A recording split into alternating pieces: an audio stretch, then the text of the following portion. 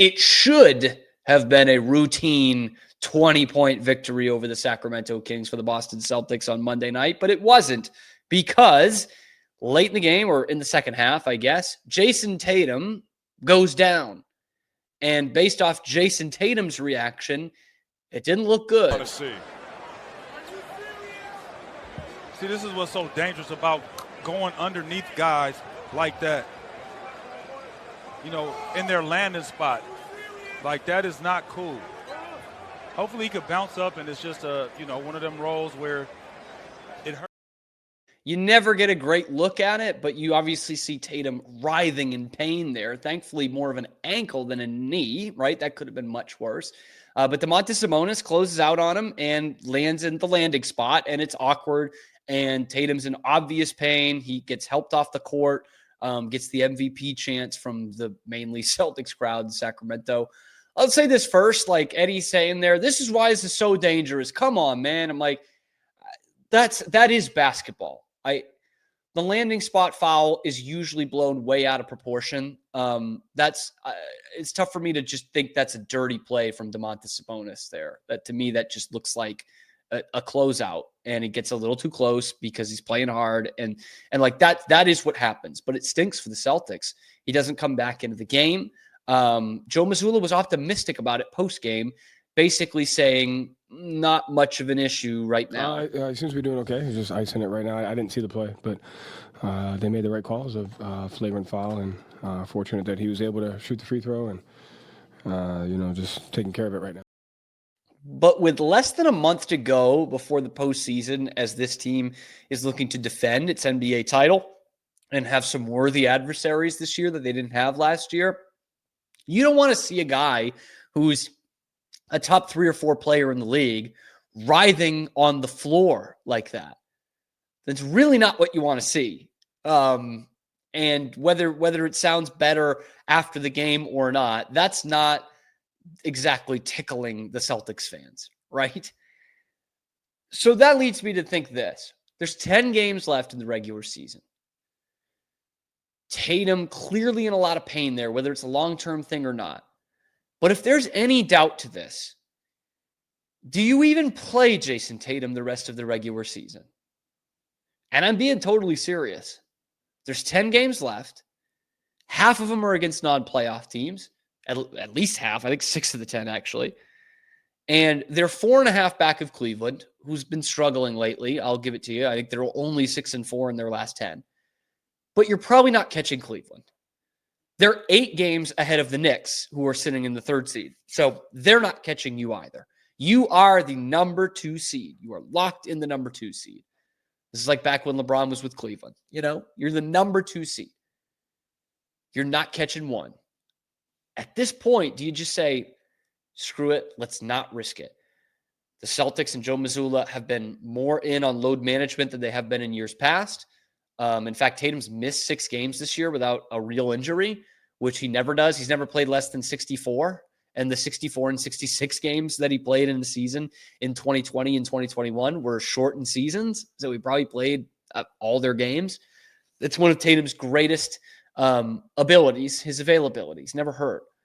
So for a guy that never misses games, do you just say, hey, let's take it easy the last 10 games of the season? Like, we got this. We're going to go 5-5 in our sleep. All right. We're not worried about that.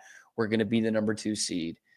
And if by some miracle, the Knicks make up 8 games on the Celtics in the last 10 games of the season, guess what? I'm still not worried about playing them in round 2, which is likely what's going to happen. So not necessarily worried about that. Not worried about the Knicks. And I'm not worried about the rest of these 10 games before the postseason. Is that something the Celtics should play around with? I think they should. I think they've taken extra precaution this year with Porzingis. They've taken extra precaution with Al Horford. They've taken extra precaution with Drew Holiday and Jaylen Brown, 2 guys who have battled some injuries this year. There's no reason to not be extra cautious with Jayson Tatum, your best player, and a top 5 player in the NBA, and potentially one of the all-time great Celtics. That's how I'm going to segue this year, because I didn't want to go through this whole show without talking about the crossover of the century. which happened on Monday. And that was Bill Simmons on the herd with Colin Cowherd. I mean, just great stuff. Like, these are two titans. This is like the Brady Manning matchup. And Bill was ready to talk about some Jayson Tatum on the show because he speaks for the Celtics fans when he calls out Colin Cowherd on his own show. Celtics Nation is very aware of your Tatum takes. We've heard. Everybody gets super defensive about him because the guy's having an incredible season. First of all, he won the title last year.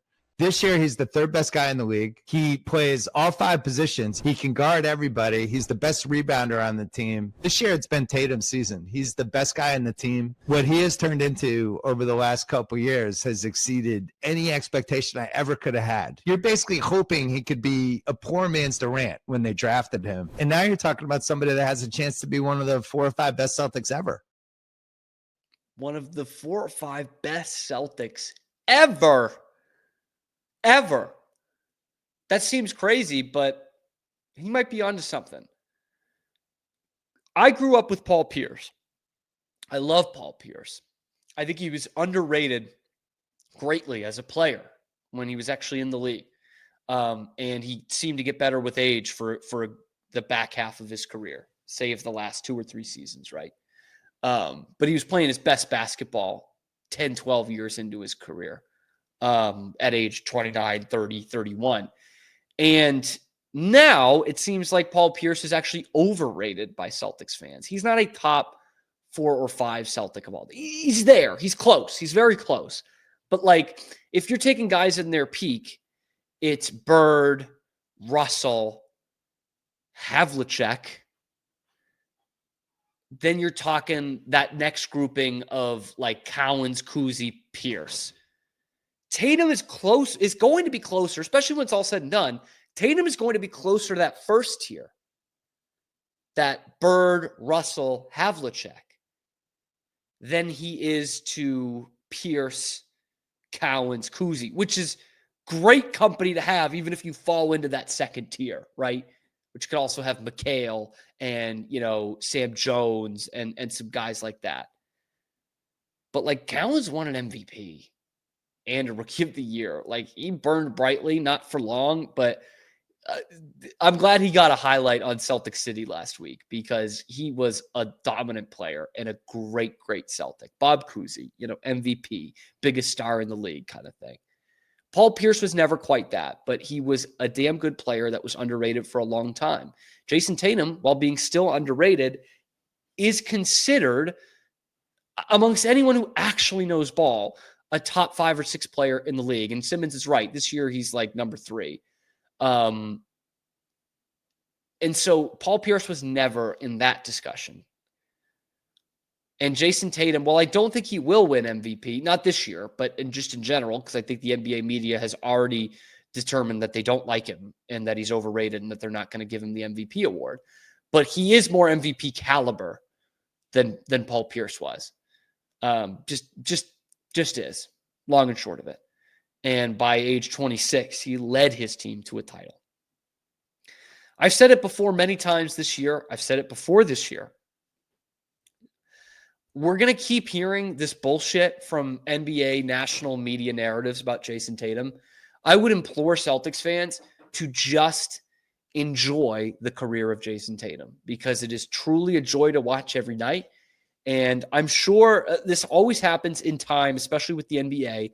He'll get his flowers. Whether it's enough, who knows? But he will get some respect one day when you look back at his career. And hopefully he's got, knock on wood, 2 or 3 NBA titles. He's got, all these first-team All-NBA reps. He's got all these all-star teams. Jayson Tatum's recognition will come. But hopefully not in these next 10 games because I think the Celtics should really be cautious with him. I don't know how long-term that kind of ankle injury is, but he looked like he was in a lot of pain when that happened last night. And I don't think he was hamming it up on a Monday night game on League Pass in Sacramento. I don't know. That's just my opinion. Let me know what you guys think in the comments below. Should they rest Tatum the rest of this season? Will he be a top 5 Celtic of all time? Is he already on that path? Is he already a top 5 Celtic of all time? Let me know in the comments below. Be sure to like and subscribe. Ring that notification bell. We get you notified every time we go live, which is high noon Eastern time every weekday. And then wherever you get your podcast, check out some of the segments we've got up on the screen right now and subscribe to the channel. We will see you tomorrow on a little show we like to call